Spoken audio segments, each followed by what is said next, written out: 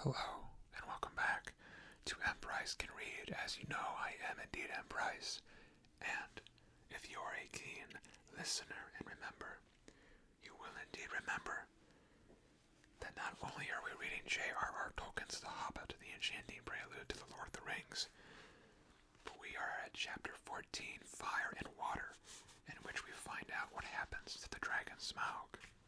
Let us begin. Now, if you wish, like the dwarves, to hear news of Smaug, which we do, you must go back again to the evening when he smashed the door and flew off in a rage 2 days before. The men of the lake town Escaroth were mostly indoors, for the breeze was from the black east and chill, but a few were walking on the quays and watching, as they were fond of doing, the stars shine out from the smooth patches of the lake as they opened in the sky. From their town, the lonely mountain was mostly screened by the low hills at the far end of the lake, through a gap in which the running river came down from the north. Only its high peak could they see in the clear weather, for they looked seldom at it, for it was ominous and drear even in the light of the morning. Now it was lost and gone, blotted in the dark. Suddenly it flickered back into view, and a brief glow touched it and faded. "Look," said one, "the lights again. Last night the watchman saw them start and fade from the midnight until dawn. Something is happening up there." "Perhaps the king under the mountain is foraging gold," said another. "It is long since he went north. It is time the songs began to prove themselves again." "Which king?" said another. I think I know who this guy is." "Which king?" said another with a grim voice. "As like it is not the marauding fire of the dragon, the only king under the mountain we have ever known." "You are always foreboding gloomy things," said the others. "Anything from floods to poisoned fish. Think of something cheerful. Oh, you're going to be happy about this grim-voiced guy pretty soon." Then suddenly a great light appeared in a low place in the hills, and the northern end of the lake turned golden. "The king beneath the mountain," they shouted. "His wealth is like the sun, his silver like a fountain, his rivers golden run. The river is running gold from the mountain," they cried, and everywhere windows were opening and feet were hurrying. There was once more a tremendous excitement and enthusiasm, but the grim-voiced fellow ran hot afoot to the master. "The dragon is coming, or I am no fool," he cried. "Cut the bridges! To arms! To arms!" Then warning trumpets were suddenly sounded and echoed along the rocky shores. The cheering stopped, and the joy was turned to dread. So it was that the dragon did not find them quite unprepared. Before long, so great was his speed, they could see him as a spark of fire rushing towards them and growing ever huger and more bright. And not the most foolish doubted that the prophecies had gone rather wrong. Still, they had a little time. Every vessel in the town was filled with water, every warrior was armed, every arrow and dart was ready, and the bridge to the land was thrown down and destroyed, before the roar of Smaug's terrible approach grew loud, and the lake rippled red as fire beneath the awful beating of his wings. Amid shrieks and wailing and the shouts of men, he came over them, swept towards the bridge, and was foiled. The bridge was gone, and his enemies were on the island in deep water, too deep and dark and cool for his liking. If he plunged into it, a vapor and a steam would arise enough to cover all the land with a mist for days. But the lake was mightier than he. It would quench him before he could pass through. Roaring, once again, Tolkien style here. Nature reigns supreme. No matter what evil nonsense is going on, nature will always conquer. Roaring, he swept back over the town. A hail of dark arrows leaped up and snapped and rattled on his scales and jewels, and their shafts fell back, kindled by his breath, burning and hissing into the lake. No fireworks you could ever imagine equaled the sights of that night. At the twanging of the bows and the shrilling of the trumpets, the dragon's wrath blazed to its height, till he was blind and mad with it. No one had dared to give battle to him for many an age, nor would they have dared now if it had not been for the grim-voiced man, Bard was his name, who ran to and fro, cheering on the archers and urging the master to order them to fight to the last arrow. Fire leaped from the dragon's jaws. He circled for a while, high in the air above them, lighting all the lake. The trees by the shore shone like copper and like blood, with leaping shadows of dense black at their feet. Then down he swooped straight through the arrow storm, reckless in rage, taking no heed to turn his scaly sides towards his foes, seeking only to set their town ablaze. Fire leaped from thatched roofs and wooden beam ends as he hurtled down and passed and round again, though all had been drenched with water before he came.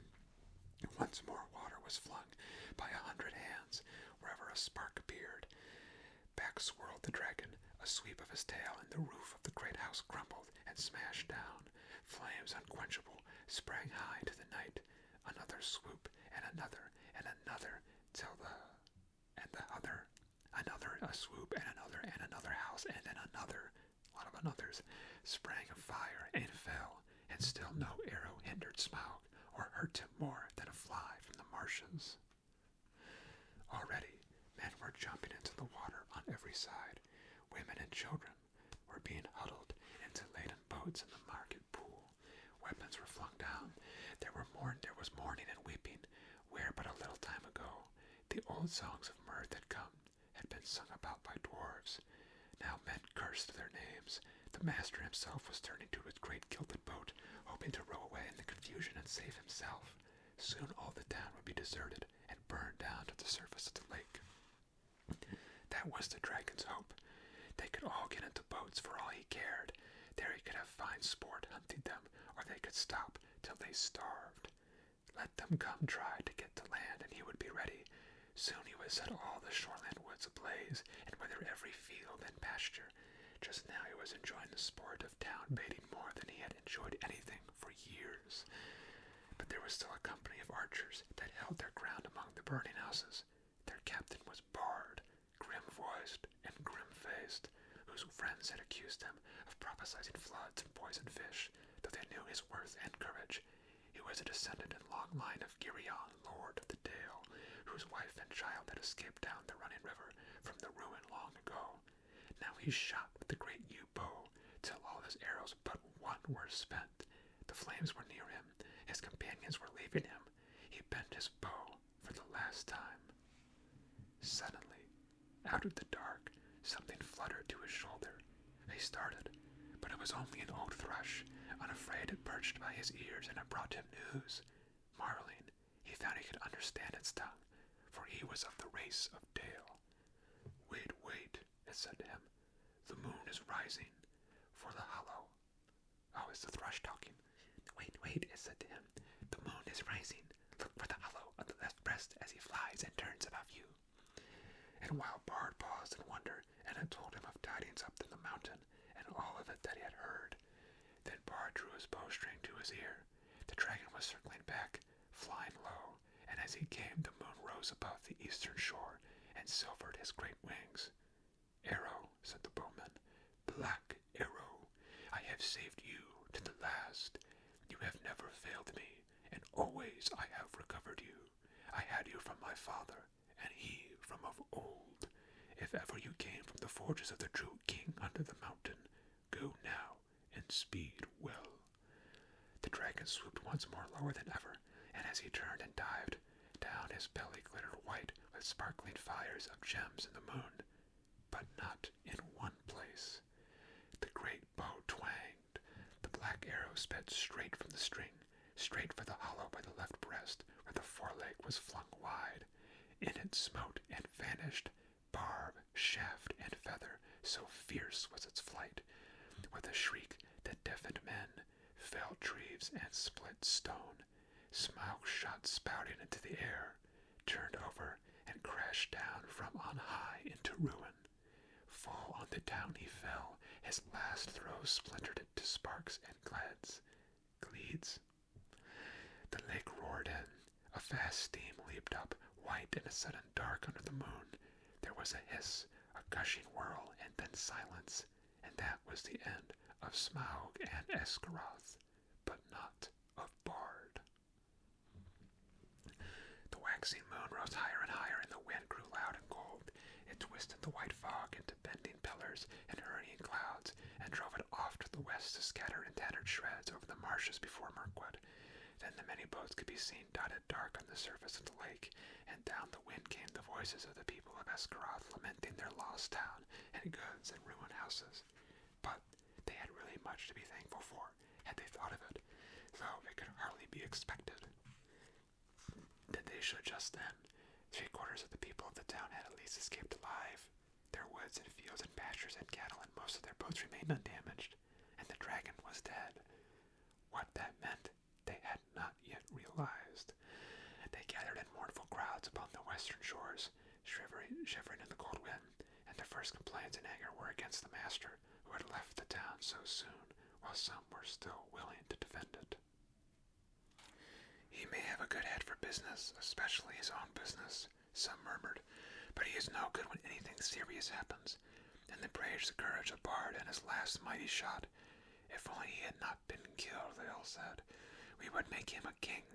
Bard, the dragon shooter of the line of Girion, alas that he is lost.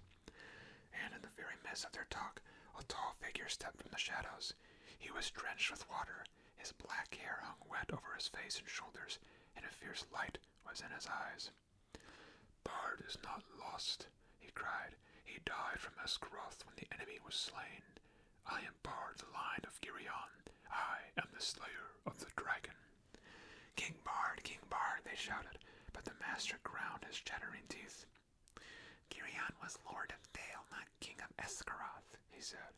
In the Lake Town we have always elected masters from among the old and wise, and have not endured the rule of mere fighting men.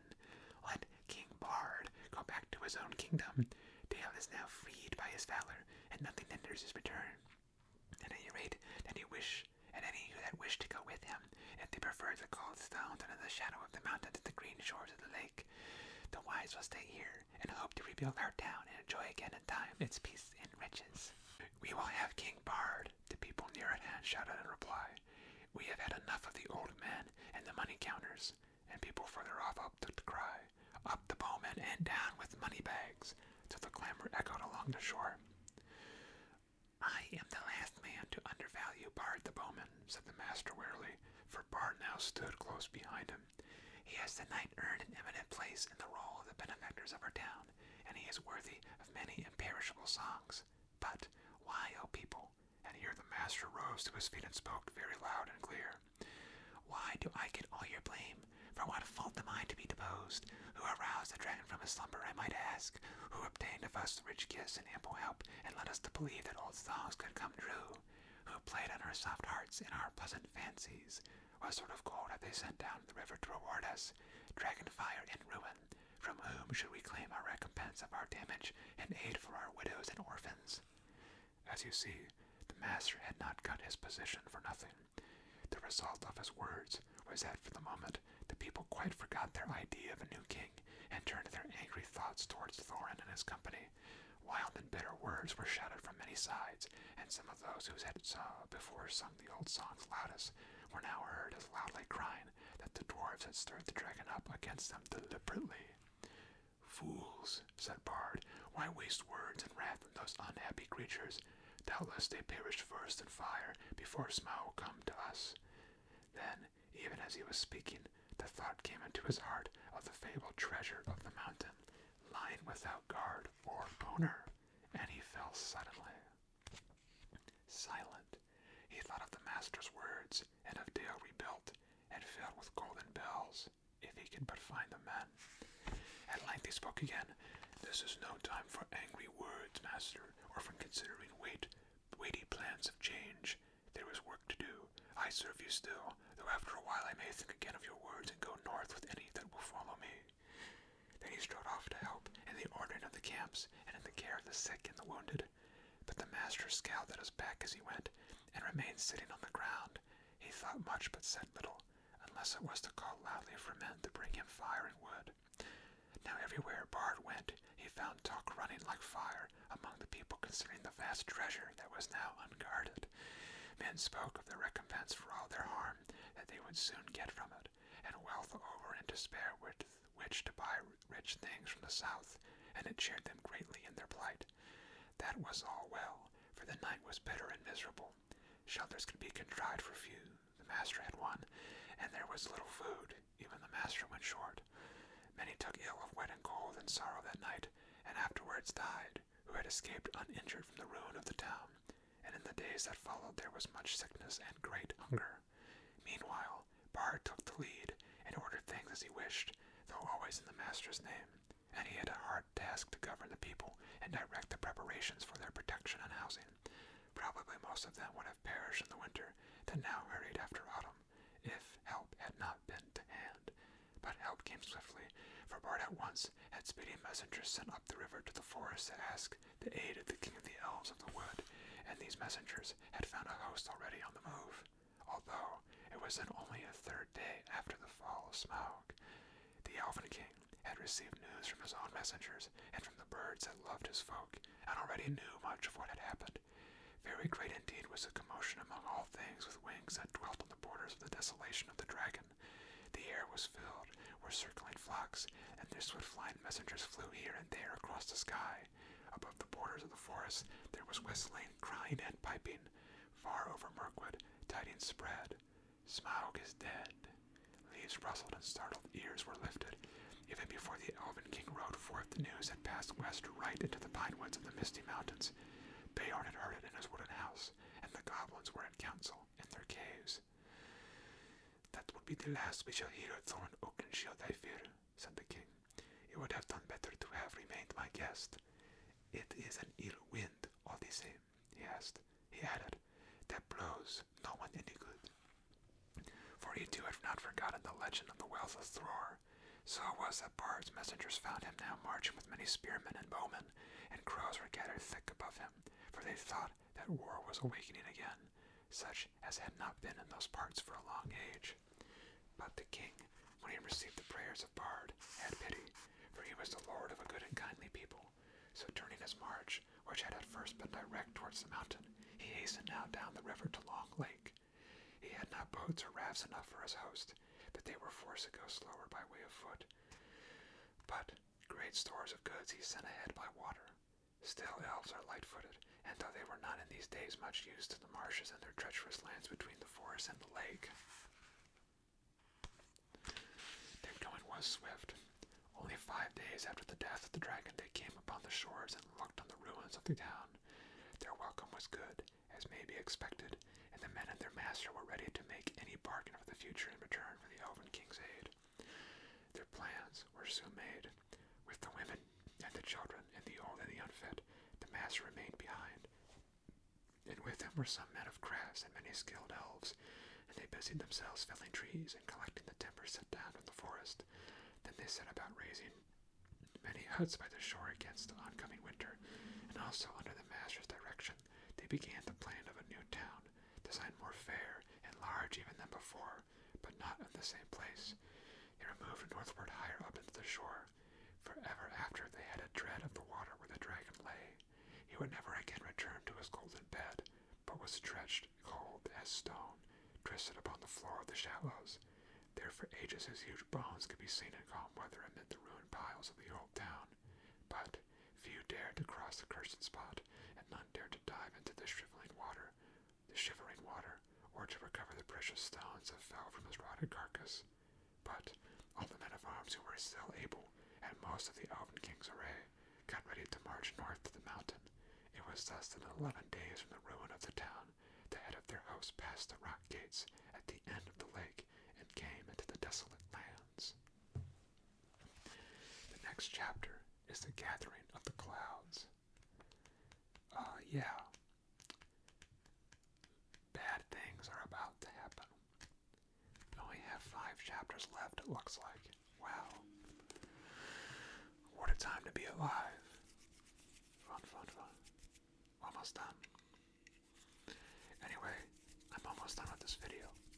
All that I have left to do is wish you goodbye. So, goodbye. I am Emprice. This is Emprice Can Read. And as you know, Dog City never sleeps. I hope that you may sleep. Now.